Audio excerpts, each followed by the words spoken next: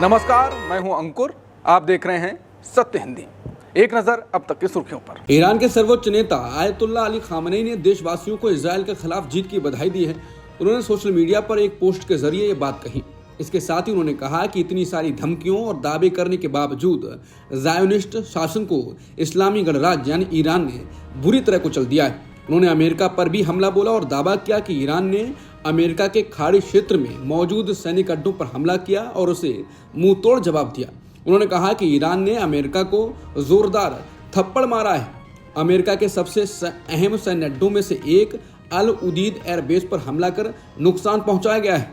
Khamenei ने चेतावनी दी कि ईरान अब भी अमेरिका के कई ठिकानों तक पहुंच रखता है और जब चाहे हमला कर सकता है। उन्होंने कहा कि ईरान के पास अब भी अमेरिका के अहम ठिकानों तक पहुंच है और जरूरत पड़ने पर फिर से हमला किया जा सकता है। अगर दुश्मन ने दोबारा कोई गलती की तो उसे इसकी भारी कीमत चुकानी पड़ेगी।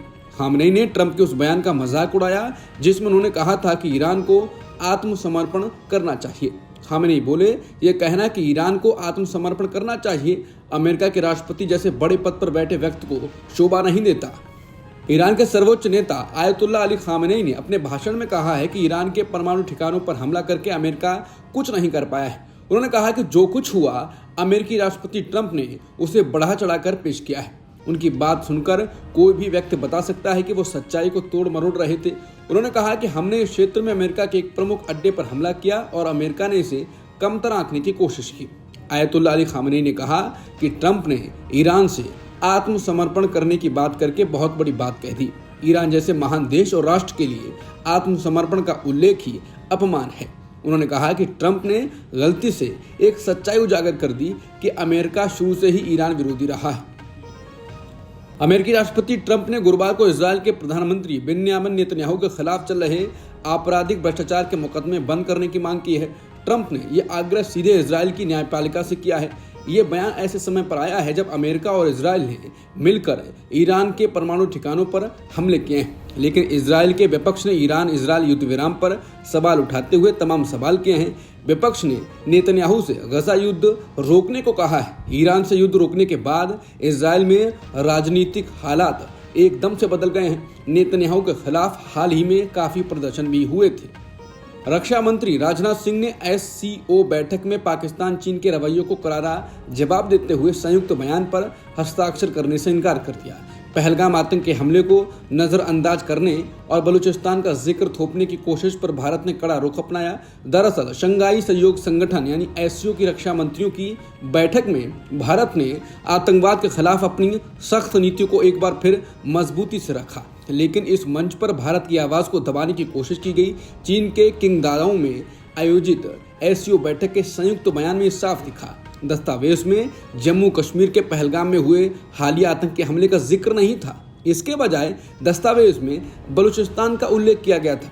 पाकिस्तान अपने इस प्रोविंस में अस्थिरता के लिए भारत को लगातार जिम्मेदार बताता रहा है। पाकिस्तान आरोप लगाता रहा है कि बलूच मिलिटेंट को भारत सहयोग करता रहा है। हालांकि भारत इन दावों को खारिज करता रहा है। ऐसे दस्तावेज में इस मुद्दे के जिक्र को भारत ने अपनी संप्रभुता और आतंकवाद विरोधी नीति के खिलाफ माना। पहलगाम आतंक के हमलों पर भी भारत ने कड़ी आपत्ति जताई।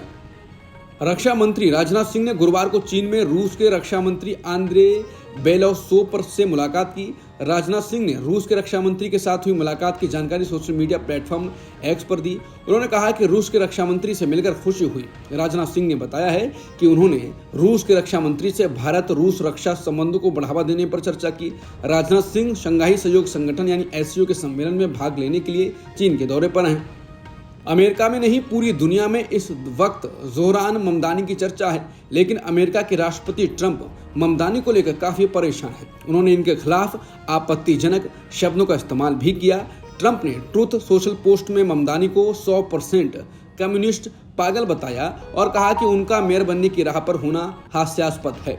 ट्रंप के ट्रूथ सोशल पोस्ट के एक हिस्से में लिखा था, वो बहुत खराब दिखते हैं, उनकी आवाज कर्कश है, वो बहुत होशियार नहीं है। बता दें, भारतीय अमेरिकी फिल्म निर्माता मीरा नायर के बेटे जोहरान ममदानी 23 वर्षीय स्वघोषित समाजवादी हैं, जिन्हें democratic socialist of America party का समर्थन प्राप्त है।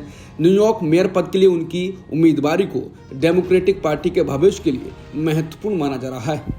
कांग्रेस ने चुनाव आयोग को दो टूक जवाब देते हुए कहा है कि हमारी मांगों को टालना बंद करें। महाराष्ट्र और हरियाणा चुनाव में कथित गड़बड़ियों पर पार्टी ने मतदाता सूची और वीडियो फुटेज की मांग दोहराई। इसने साफ किया है कि पहले इसकी मांग पूरी होगी, तभी पार्टी के नेता चुनाव आयोग के साथ बैठक को तैयार होंगे। दरअसल कांग्रेस ने महाराष्ट्र विधानसभा चुनाव 2024 में कथित अनियमितताओं को लेकर चुनाव आयोग को एक कड़ा पत्र लिखा है। ये पत्र लोकसभा में विपक्ष के नेता राहुल गांधी को ईएसआई द्वारा भेजे गए पत्र के जवाब में है, जिसमें आयोग ने राहुल गांधी से महाराष्ट्र और हरियाणा चुनाव से जुड़े मुद्दों पर चर्चा के लिए बैठक का प्रस्ताव किया था। कांग्रेस ने अपने जवाब में साफ किया है कि आयोग का उनकी मांगों को टालना ठीक नहीं है और मशीन से पढ़ी जाने योग्य मतदाता सूची, डिजिटल कॉपी तथा मतदान के दिन की वीडियो फुटेज उपलब्ध कराने की मांग को दोहराया। XCM-4 मिशन के तहत अंतरिक्ष की यात्रा पर भारतीय अंतरिक्ष यात्री ग्रुप कैप्टन शुभांशु शुक्ला को लेकर गया स्पेस एक्स ड्रैगन कैप्सूल अंतर्राष्ट्रीय अंतरिक्ष स्टेशन से जुड़ गया है। ड्रैगन कैप्सूल पहले से तय समय से 20 मिनट पहले डॉक हुआ। इसके बाद करीब 2 घंटे की जांच होगी। इससे हवा के रिसाव और दबाव की स्थिरता की पुष्टि होगी। इसके बाद क्रू अंतर्राष्ट्रीय अंतरिक्ष स्टेशन में प्रवेश करेगा।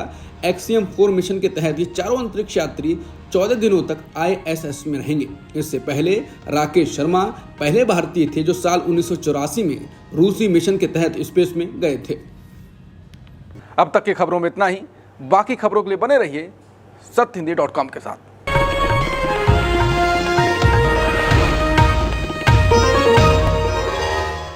Copyright disclaimer under Section 107 of the Copyright Act 1976. Allowance is made for fair use for purposes such as criticism, comment, news reporting, scholarship, and research. Fair use is a use permitted by copyright statute that might otherwise be infringing.